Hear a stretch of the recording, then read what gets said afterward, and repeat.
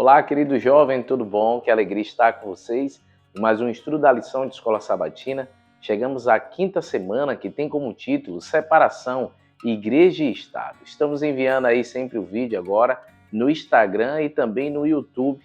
Participe conosco, não deixe de curtir e comentar. Queridos, a lição começa com a questão de consciência. Lutero foi firme, como já falamos em outras semanas, no qual, quando ele se deparou com Romanos 1,17, que o justo vive pela fé, ele começou a entender os erros que a igreja cometia, no qual levava as pessoas para uma salvação pelas obras, e então ele trabalhou de forma brilhante sobre a justificação pela fé. O justo vive pela fé em Cristo. E ali, então, ele foi chamado na primeira dieta, que foi em 1521, onde ele foi chamado agora para falar, se defender, e ele deixou claro que, ao menos que explicasse de acordo com as Sagradas Escrituras e ele entendesse de maneira consciente, ele não abriria a mão do seu posicionamento, porque era um posicionamento bíblico e a consciência dele não permitia o trair.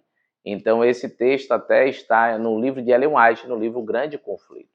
E então, o imperador da época, Carlos V, planejava tirar a vida de Lutero para defender tanto o Estado como a Igreja. A visão que a Igreja tinha como certo, todos deveriam seguir. E ali, então, Lutero, na estrada de Wittenberg, foi capturado, raptado e levaram para o castelo de Wittenberg, cerca de 200 quilômetros da onde pegaram, em proteção a Lutero. E então, por meio de Lutero, vários príncipes começaram a estudar as Sagradas Escrituras e foram se conscientizando daquilo que era certo. E quando então o imperador colocou mais uma dieta, que agora foi a dieta de Espira, em 1529, ele querendo condenar Lutero, os príncipes tiveram coragem de serem contra, porque a sua consciência estava voltada para as Sagradas Escrituras. Então, onde a Bíblia chega, onde a verdade chega, ela verdadeiramente liberta dos enganos. E a gente precisa abrir os olhos para isso, para não ser enganado pelas palavras de homens, mesmo sendo eles autoridades, para que a nossa consciência esteja voltada para a palavra de Deus. A lição ainda comenta o aspecto de imagem. Em Mateus capítulo 22, se uniu 3 grupos que eram opositores a Cristo. Foi os fariseus, que eram líderes não voltados, mas eram sacerdotes, líderes religiosos de Israel, que tinham um pensamento nacionalista, queria que Israel voltasse a ser uma grande potência.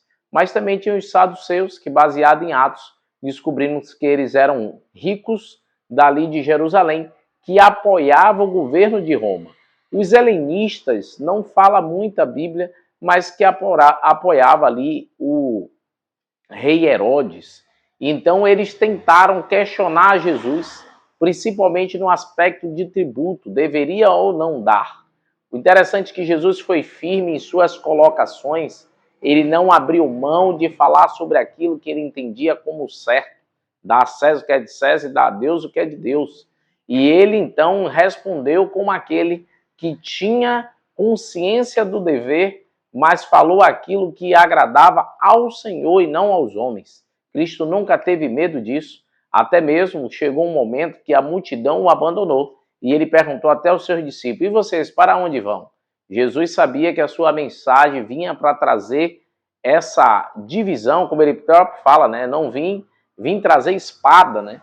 Então ele não teve medo de falar o que era certo e justo, mesmo que isso atingisse a outros. Porém, você vê um equilíbrio em suas palavras, ao ponto de conseguirmos entender qual é o papel do Estado e o papel da Igreja, apesar que em nossos dias isso tem sido uma grande confusão.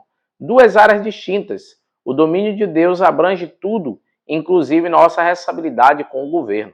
Nós precisamos entender que todo governo é constituído pelo Senhor. E nessa sessão, na lição de terça-feira, Paulo trabalha o aspecto de Romanos 13, no qual até diz assim, paguem a todos que lhe é devido, a quem tributo, tributo, a quem imposto, imposto, A quem respeito, respeita. A quem honra, honra. Não fique devendo nada a ninguém, exceto o amor de uns para com os outros, pois quem ama o próximo cumpre a lei. Você vai ver isso no versículo 7 e 8, mas também leia o capítulo 13 e você vai perceber que tanto Jesus como Paulo eram a favor que respeitássemos as autoridades. Enquanto não choca com a nossa consciência, não vai contra aquilo que acreditamos como palavra de Deus, imposto pelo Estado, nós devemos respeitar. Por mais que o governo que esteve em vigor não seja aquele que se aproxima do que nós cremos, não seja aquele que fala o que queremos que um líder fale, mas deve haver respeito, pagar o que é devido e viver uma vida digna ao lado do Senhor. Além disso, a lição diz também aí na quarta-feira, vamos colocar que agora é o momento de dar uma sacudida, né? Porque diz o seguinte, ó, é muito interessante como a gente lê e relê os relatos bíblicos de como era tratada a questão de igreja e Estado. Mas você já percebeu que muitas pessoas defendem os seus políticos mais do que a palavra de Deus? Há tantos argumentos e conhecimentos que quando chega para o básico da Bíblia, muitos se esquecem. Então, queridos, foco no céu, foco na pregação do Evangelho e cuidado para você não ficar levantando bandeira de mar de político e esquecendo de levantar a bandeira da verdade de Cristo Jesus. Então, a lição de quinta-feira é a lição que fala a separação igreja e Estado. E volta ao aspecto agora de relembrarmos Mateus e Romanos, entendendo que esses dois textos, Mateus 22 e Romanos 13, traz uma visão importante nessa semana sobre o aspecto do Estado e da igreja. Nós precisamos entender que Jesus declarou que armas eram proibidas para o seu reino. Pedro chega a dizer que ninguém recebia o mal do Estado sem ter feito nada.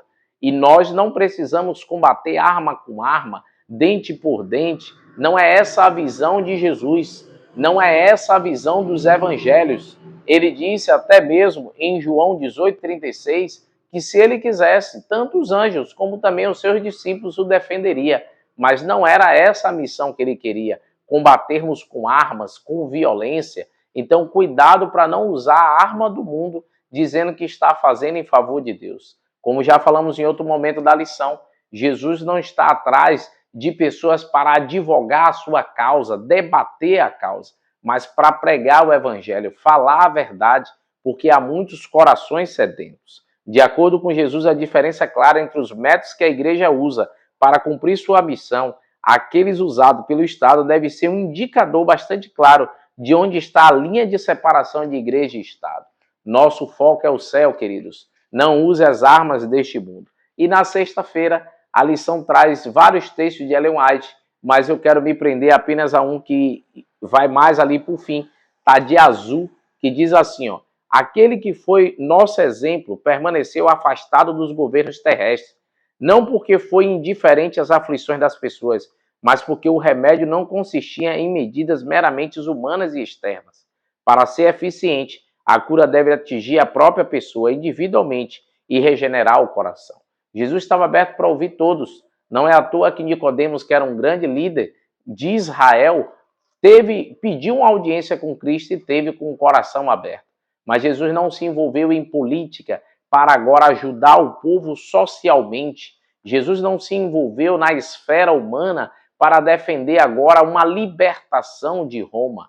Jesus tinha uma posição clara que ele veio trazer o reino de Deus. Que eu e você também, queridos, possamos nos posicionar no aspecto de pregar do reino e anunciar as boas novas de Cristo Jesus. Você crê nisso? Ore comigo neste momento.